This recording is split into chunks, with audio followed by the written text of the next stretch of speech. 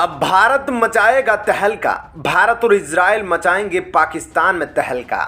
Israel में भारत और मोदी के सच्चे दोस्त नेतन्याहू की पीएम पद पर हुई फिर से वापसी। अब चीन पाकिस्तान की लगेगी लंका। कतर में कैद भारतीयों को छुड़ाने पहुंचा मौसाद। जी हाँ दोस्तों, भारत के मित्र बेंजामिन नेतन्याहू के इजराइल के आम चुनावों में जीत से भारत में खुशियां मनाई जा रही है। दोस्तों, भारत इजराइल संबंधों को नई बुलंदियों पर लेकर जाने में प्रधानमंत्री नरेंद्र मोदी और बेंजामिन नेतन्याहू ने अब तक कई शानदार इबादतें लिखी हैं। दोस्तों, दोनों नेताओं के बीच निजी मधुर संबंध स्थापित हो गए हैं जो अब तक कायम हैं। दोस्तों, इसका लाभ यह हुआ कि दोनों देश तमाम क्षेत्रों में आपसी सहयोग करने लगे हैं। प्रधानमंत्री मोदी ने इजराइल के आम चुनाव में अपने मित्र की विजय पर उन्हें बधाई दी। उन्होंने ट्वीट किया, चुनाव में जीत पर मेरे प्रिय मित्र नेतन्याहू को बधाई। मैं भारत इजराइल रणनीतिक साझेदारी को और अधिक प्रगाढ़ करने के लिए हमारे संयुक्त प्रयासों को जारी रखने के लिए उत्सुक हूं। दोस्तों, यह बात तो माननी होगी कि वैसे तो प्रधानमंत्री नरेंद्र मोदी के इजराइल के निवर्तमान प्रधानमंत्री नेफ्ताली बेनेट के साथ भी मधुर संबंध थे। दोनों के बीच मुलाकातें भी हुई। नेफ्ताली बेनेट ने प्रधानमंत्री मोदी की एक बार तारीफ करते हुए कहा कि आप इजराइल के सबसे लोकप्रिय व्यक्ति हैं। उन्होंने हंसी मजाक में मोदी को अपनी पार्टी में शामिल होने का निमंत्रण तक दे दिया। नेफ्ताली के इस प्रस्ताव पर प्रधानमंत्री मोदी ने जमकर ठहाके भी लगाए। तो कहने का मतलब तो यह है कि इजराइल में सत्ता परिवर्तन से पहले और बाद में दोनों मुल्कों के बीच आपसी सहयोग जारी रहा है और रहने वाला है। दोस्तों, इजराइल भारत के सच्चे मित्र के रूप में लगातार सामने आते रहा है।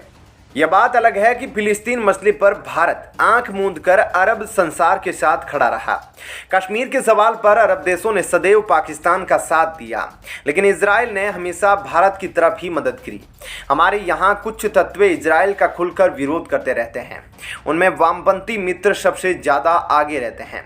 वे भूल जाते हैं कि इजराइल हमारा संकट का मित्र है। यह युद्ध काल में भी हमारे साथ रहा है। दोस्तों, अगर हम भारत इजराइल संबंधों के इतिहास के पन्नों को पलट कर देखें तो हमें पता चलता है कि भारत ने 17 सितंबर 1950 को इजराइल को आधिकारिक तौर पर मान्यता प्रदान की थी। उसके बाद इजराइल के साथ भारत के 1992 में ही राजनयिक संबंध स्थापित हो गए। शायद ये मुस्लिम राजनीति के पोषण की कांग्रेस नीति के कारण हुआ, लेकिन दोस्तों तत्कालीन प्रधानमंत्री नरसिम्हा राव के इजराइल के साथ कूटनीतिक संबंध शुरू करने को मंजूरी दी गई। उसके बाद नई दिल्ली और तेल अवीव में दोनों देशों की एम्बेसी भी स्थापित हुई। इजराइल ने शुरू में राजधानी के 12 खंबा रोड पर स्थित गोपाल दास टावर्स में अपनी एम्बेसी स्थापित की थी। दोस्तों, हालांकि कुछ सालों बाद इजराइल ने लुटियंस दिल्ली के पृथ्वीराज रोड पर अपनी एम्बेसी स्थापित कर ली। अटल बिहारी वाजपेयी के काल में इजराइल के साथ संबंधों को एक नए आयाम तक पहुंचाने का पुरजोर कोशिश किया गया। अटल बिहारी वाजपेयी के प्रधानमंत्री रहते ही इजराइल के तत्कालीन राष्ट्रपति एरियल शेरोन ने भारत की यात्रा की थी। वह यात्रा भी किसी इजरायली राष्ट्रपति की पहली यात्रा थी। दोस्तों, जानने वाले जानते हैं कि इजराइल तब भी भारत के साथ खड़ा था जब उसे मदद की सर्वाधिक आवश्यकता थी, और आज भी। इजराइल ने 1965 और 1971 में पाकिस्तान के खिलाफ लड़ाइयों के दौरान भारत की मदद की। उसने 1965 और 1971 में भारत को लगातार गुप्त जानकारियां देकर मदद की थी। इतना ही नहीं, 1999 के कारगिल युद्ध में इजरायली मदद के बाद भारत और इजराइल खासतौर पर करीब आए। तब इजराइल ने भारत को aerial drone, laser guided bomb, गोला बारूद और अन्य हथियारों की मदद की। बेशक पाकिस्तान के परमाणु बम ने दोनों देशों को नजदीक लाने में मदद की। इजराइल को डर है कि कहीं यह परमाणु बम ईरान या किसी इस्लामी चरणपंथी संगठन के हाथ ना लग जाए।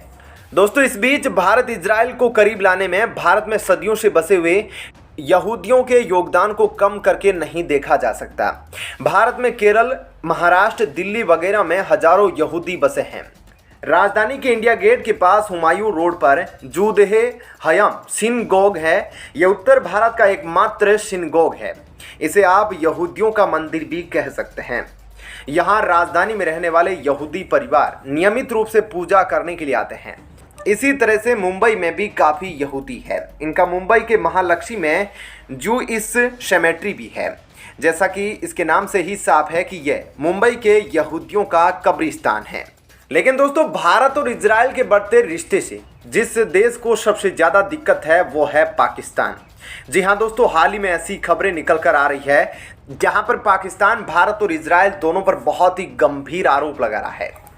हाल ही में एक ऐसा मामला सामने आया है जहां पर अरब देशों में से एक कतर में पाकिस्तान की खुफिया एजेंसी ISI के कहने पर कुछ भारत के पूर्व नौसैनिक कर्मचारियों को गिरफ्तार कर लिया गया। दोस्तों बात दरअसल यह है कि भारत के कुछ पूर्व नौसैनिक जो सेना में कब से रिटायर्ड हो चुके हैं, उनको दूसरी कंपनियां विदेश में सुरक्षा सलाहकार या समुद्र में जहाज के आवागमन की देखभाल के लिए हेड के तौर पर नियुक्त करती है। अब दोस्तों बात यहाँ पर यह है कि जैसा कि आप सभी जानते हैं कि 2023 में कतर में फीफा वर्ल्ड कप होने वाला है। ऐसे में दोस्तों कतर की सरकार ने पूरा का पूरा सुरक्षा का जिम्मा पाकिस्तान के हाथों थमा दिया है, जहां पर पाकिस्तान के फौजी सुरक्षा का जिम्मा संभाल रहे हैं और साथ ही साथ पाकिस्तान की खुफिया एजेंसी भी कतर की इंटेलिजेंस नेटवर्क पर नजर रख रही है, जहां पर पाकिस्तान की खुफिया एजेंसी कतर सरकार को एक जानकारी दे रही है। अब दोस्तों दरअसल हुआ यह कि कतर में ही एक कंपनी के लिए काम कर रहे पूर्व भारतीय नौसैनिकों को कतर सरकार ने इसलिए गिरफ्तार कर लिया कि उन पर यह आरोप है कि वे भारत के जासूस के रूप में इजराइल के लिए कतर में काम कर रहे हैं। दोस्तों इस बात की जानकारी कतर सरकार को किसी और ने नहीं बल्कि खुद पाकिस्तान की खुफिया एजेंसी ISI ने दी है। ऐसे में दोस्तों यहाँ पर साफ पता चलता है कि पाकिस्तान यहाँ पर अपनी केवल खुन्नस निकाल रहा है, जो उसने पहले भी किया था जब उसने ईरान के नज़दीक बॉर्डर से पूर्व भारतीय नौसैनिक रह चुके कुलभूषण जाधव को गिरफ्तार किया था। लेकिन दोस्तों जैसे ही यह बात भारत सरकार को पता चली, उसके बाद भारत सरकार और उधर से इजराइल, जिसकी कतर से दूरी काफ़ी नज़दीक है, भारत के मुकाबले वे भी सतर्क हो गया। दोस्तों यहाँ पाकिस्तान ने आरोप लगाया कि कतर की जासूसी करने के लिए भारत और इजराइल मिलकर काम कर रहे हैं और भारत के पूर्व नौसैनिक रह चुके अफसर इजराइल के लिए कतर में रहकर जानकारी इकट्ठा कर रहे हैं। लेकिन दोस्तों भारत और इजराइल दोनों ने कतर सरकार की इस बात को साफ नकार दिया है। भारत ने अपने नागरिकों की गिरफ्तारी पर कतर को सामने लाकर खड़ा कर दिया है। कतर से यह जवाब मांगा है कि आखिर किस जानकारी के आधार पर भारतीय नागरिकों को गिरफ्तार किया गया। और दोस्तों इतना ही नहीं, भारत सरकार ने यह कहा कि जल्द से जल्द भारतीय नागरिकों को रिहा करो।